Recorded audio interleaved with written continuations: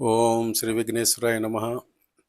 ఓం సచ్చిదానంద పరబ్రహ్మ పురుషోత్తమ పరమాత్మ శ్రీ భగవతి సమేత శ్రీ భగవతే నమ. శ్రీ భగవతే నమ. శ్రీ భగవతే నమ. ఓం ఏకైక భగవంతుడైన పరంజ్యోతి ఇప్పుడు భూమి మీద అమ్మ భగవాన్గా అవతరించున్నారు. వారు కల్కి ధర్మాన్ని స్థాపించి ఎంతోమందికి ముక్తిని ప్రసాదిస్తున్నారు. మనకి స్వర్ణయుగాన్ని తీసుకురావడానికి కృషి చేస్తున్నారు. అందులో భాగంగా కల్కి ధర్మంలో నేను చేరిన తర్వాత నా అనుభవాలు, ఎలా చేరాను, ఏంటి నా అనుభవాలు, ఆయన్ని ఏ విధంగా దేవుడిగా నేను గుర్తించగలిగాను అని నేను మీతో షేర్ చేసుకుంటున్నాను. నేను విశాఖపట్నంలో 95లో విశాఖపట్నంలో వెటర్నరీ పాలిక్లినిక్లో పనిచేస్తున్నప్పుడు అసిస్టెంట్ డైరెక్టర్గా అక్కడ వెటర్నరీ డాక్టర్గా స్వామియాల గారు ఉండేవారు. ఆయనతో నేను ఒకసారి కూర్చొని మాట్లాడుతుంటే ఆయన ఫ్రెండ్ రామకృష్ణ గారు వచ్చారు. ఆయన షర్ట్కి ఒక బ్యాడ్జ్ ఉందన్నమాట.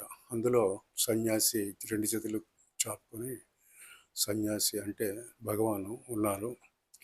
నేను అడిగాను, ఎవరండి ఈయనంటే, ఈయనే కల్కి భగవాన్ అండి అని చెప్పేసి అన్నారు. అంటే అప్పుడు నేనేమన్నానంటే, పురాణాలలో చెప్పిన కల్కి భగవాన్ ఈయనైనా ఆయన కాదా అంటే ఆయనే అన్నారు.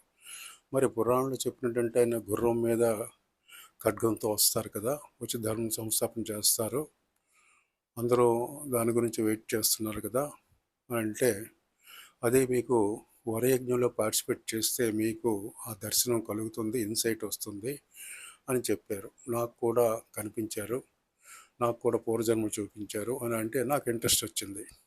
అయితే నాకు కూడా ఇన్సైట్స్ వస్తాయంటే తప్పకుండా వస్తాయి, మీరు వరయజ్ఞంలో పార్టిసిపేట్ చేయండి అని చెప్పారు. ఆ వరయజ్ఞంలో ఒకసారి జరిగిన వరయజ్ఞంలో పార్టిసిపేట్ చేశాను.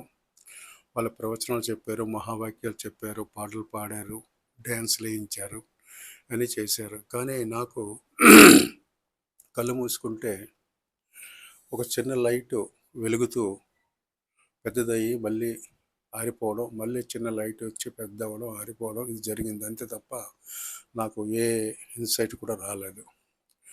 ఒకరోజు ఇంటి దగ్గర ఉండేటప్పుడు మార్నింగ్ 4 o'clockకి నాకు సడన్గా ఒక ఇన్సైట్ వచ్చింది. అందులో మా తల్లిదండ్రులు కనిపించారు. కనిపిస్తే నేను కూడా ఇన్సైట్లో కనిపించాను. మా తల్లిదండ్రుల్ని నేను దగ్గరికి వెళ్ళేసరికి వాళ్ళు దూరంగా వెళ్ళిపోతున్నారు కోపంగా. అప్పుడు నన్ను గుర్తుపట్టలేదేమని చెప్పి నేను, అమ్మ నాన్న, నేను కొండలరావుని, మీ ఆఖరి కొడుకుని అంటే వాళ్ళు తెలుసని బుర్ర ఊపి తల ఊపి వెళ్ళిపోతున్నారు. మళ్ళీ వాళ్ళు కొంత దూరం వాళ్ళని వెంబడించి, నా వలన ఏదో తప్పు ఉంటే క్షమించండి, మీరు ఆగండి అని చెప్పేసి అంటే ఆగలేదు, వెళ్తూ ఉన్నారు. అప్పుడు మా అమ్మని ప్రాధేయపడితే మా ఫాదర్ని కన్విన్స్ చేసి ఇద్దరు ఆగారు.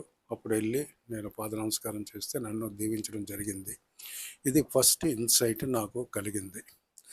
తర్వాత ఒకరోజు ఒక కల వచ్చింది ఎర్లీ మార్నింగ్. అందులో ఏంటంటే నా భార్య చనిపోయింది, పిల్లలు రోడ్డు మీద ఎక్కడ తిరుగుతున్నారు భోజనం లేక. నన్ను ఒకవైపు దొంగలు, ఒకవైపు పోలీసులు వెతుకుతున్నారు, వాళ్ళని తప్పించి తిరుగుతున్నప్పుడు ఒక దగ్గర పిల్లలు కనిపిస్తే వెంటనే వాళ్ళకి భోజనం చేయడానికి నా దగ్గర ఉన్న డబ్బులు ఇచ్చేసాను. ఈ విధంగా నాకు కనిపించింది.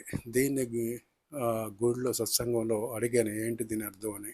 అక్కడ వాళ్ళ దాసాజీ అన్నారు, నీవు నీ ప్రేమ లేకపోయింది, పూర్తిగా భార్య మీద ప్రేమ లేదు, అలాగే పిల్లల మీద ప్రేమ లేదు, కానీ ఫైనాన్షియల్గా మాత్రమే చూస్తున్నావు, వాళ్ళకి అవసరాలు తీరుస్తున్నావు అని చెప్పడం జరిగింది. తర్వాత పోలీసులు దొంగలు నిన్ను వెంటబడుతున్నారు అంటే అరిషట్ వర్గాలు నిన్ను వెంటాడుతున్నాయి అని చెప్పడం జరిగింది. తర్వాత 1996లో మహాపరిణామ యజ్ఞం విజయనగరంలో జరిగింది. అదే భూమి పుట్టిన మొదటిసారి, ఆఖరిసారి. అది 4 రోజులు జరిగింది. మార్నింగ్ 4 నుంచి రాత్రి 12, 1 గంట వరకు జరిగింది.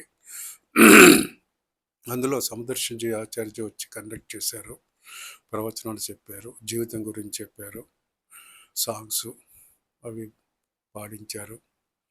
అందులో ఒక్కొక్క దేని గురించి మీరు భగవంతుని అడగండి, భగవాన్ని అడగండి మీకు ఇస్తారు అని అంటే, అప్పుడు నాకు భగవాన్ నాకు కనిపించండి అని అడిగితే, ఒక ఆకాశంలో ఒక తెల్లటి గుర్రం మీద అమ్మవారు కత్తి పట్టుకొని తిరుగుతున్నారు, అది కనిపించింది.